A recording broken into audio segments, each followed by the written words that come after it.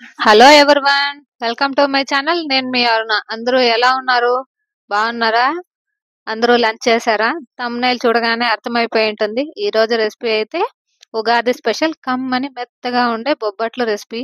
అదేంటమ్మా సోదేస్తున్నావు, ఉగాది ఇంకా ముందుంది కదా, ఇప్పుడే బొబ్బట్లు ఏంటి అని అనుకుంటున్నారా?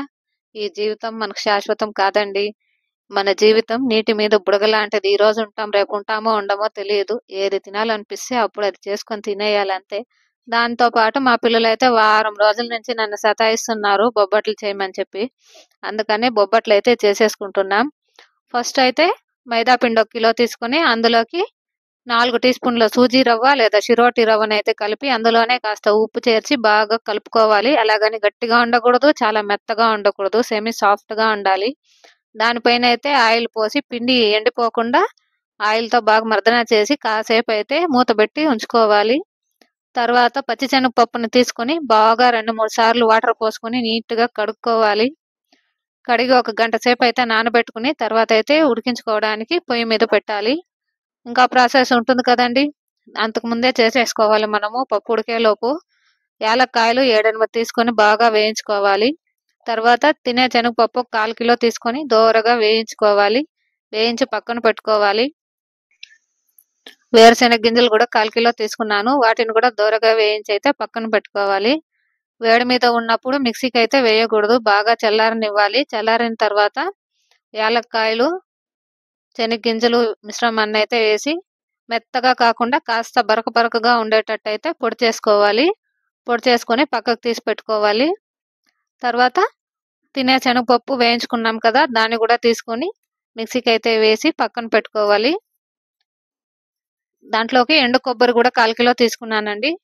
చిన్న చిన్న ముక్కలుగా చేసి అయితే వాటిని మిక్సీ జార్లో వేసి బాగా గ్రైండ్ చేసుకోవాలి. లేదు మీకు వీలుగా ఉంటే కొబ్బరి తురిమే ఇది ఉంటుంది కదండి, దాంట్లో అయితే తురుముకోవచ్చు మీరు. నేనైతే మిక్సీకి వేసుకున్నాను, ఎవరి సౌకర్యం వాళ్ళది. పప్పు అయితే ఉడికిపోయింది చూడండి. పప్పు అయితే ఇలా మెత్తగా ఉండాలి, పలుకు అనేది ఉండకూడదు అసలు. ఇలా మెత్తగా ఉడికించి అయితే నీళ్లు వంపేసుకోవాలి. ఆ నీళ్లతో రసం చేసుకుంటే చాలా బాగుంటుంది. పప్పునైతే రోట్లో రుబ్బుకోవడానికి సిద్ధం చేస్తున్నాను. రోట్లో రుబ్బితే ఆ టేస్టే వేరు కదండి, చాలా బాగుంటుంది. మీరు కూడా ఒకసారి ట్రై చేయండి. అయినా మన ఈ బిజీ జీవితంలో రోల్లో రుబ్బి అవన్నీ చేసుకోవడానికి మనకు టైం సరిపోదు. ఇప్పుడైతే మిక్సీ జార్లో అవి ఇవి వచ్చాయి కాబట్టి అది ఇది ఏదో ఒకటి వాడేసుకోవాలి, తప్పదు. మన జీవితాలు అలా ఉంటాయి, బిజీ జీవితాలు. పప్పు అయితే ఇలా మెత్తగా ఉడకబెట్టుకోవాలి. తర్వాత 1.5 కిలో బెల్లం అయితే తీసుకొని ఇలా చిన్న చిన్న ముక్కలుగా అయితే చేసుకోవాలి.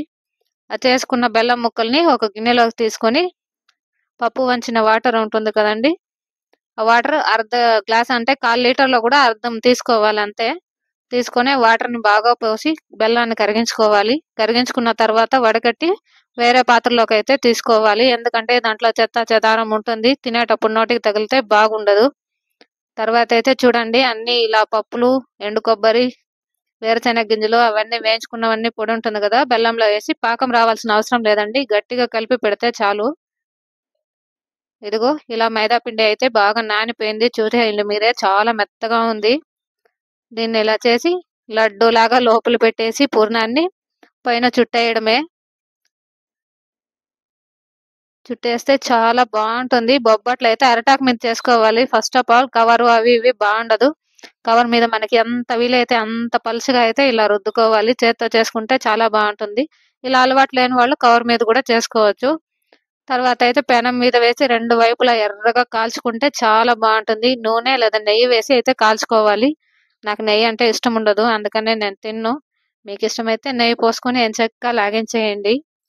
ఇవైతే 2-3 రోజుల వరకు అయితే చాలా బాగుంటాయి, చెడిపోవు, సాఫ్ట్గా అయితే ఉంటాయి. ఉడుకుపైన కాస్త గట్టిగా ఉన్నా ఆరిన తర్వాత చాలా సాఫ్ట్గా ఉంటాయి. చూడండి మీరే, చాలా చాలా సాఫ్ట్గా ఉన్నాయి. ఒక్క చేతితో ఒక వేలతో అయితే తినేయొచ్చు, అంత సాఫ్ట్గా ఉన్నాయి. టేస్ట్ కూడా అయితే చాలా బాగా వచ్చింది.